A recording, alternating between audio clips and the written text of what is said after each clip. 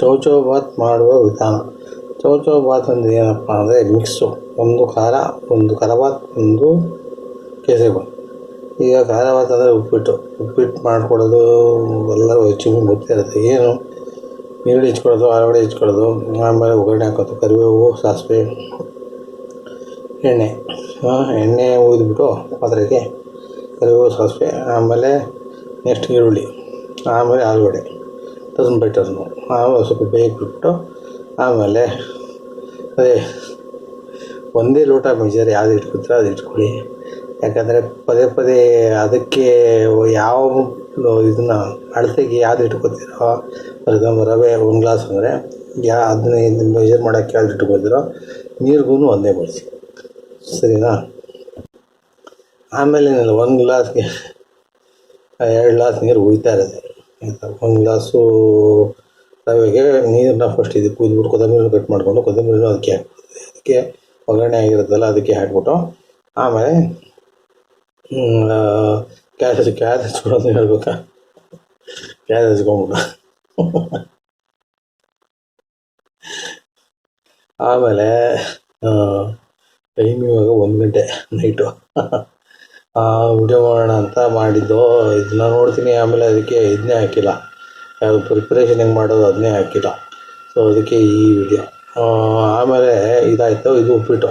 ಆಮೇಲೆ ರವೆ ಹುಯ್ತಾ ಇರೋದು, ಆಮೇಲೆ ಮುಸ್ಳ ಹಾಕ್ತಾ ಇರೋದು, ಆಮೇಲೆ 5 ನಿಮಿಷ ಉಪ್ಪಿಟ್ಟು ರೆಡಿ, ಖಾರಬಾತ್ ರೆಡಿ. ಮೆಣಸಿನ್ಕಾಯಿ ಹೇಳಿಲ್ಲ, ಮೆಣಸಿನ್ಕಾಯಿ ನಿಮ್ಗೆ ಎಷ್ಟು ಬೇಕೋ ಅಷ್ಟು ಹಾಕ್ಕೊಳ್ಳಿ. ಖಾರ ಜಾಸ್ತಿ ತಿಂತಾರೆ, ಕೆಲವರು ಕಡಿಮೆ ತಿಂತಾರೆ, ಅದೇ ಇದೆ ರೆಗ್ಯುಲರು. ಸೊ ನಿಮಗೆ ಖಾರ ಕಡಿಮೆ ತಿನ್ನೋರು ಒಂದು ಸಣ್ಣದು ನೋಡಿ ಹಾಕ್ಕೊಳ್ಳಿ.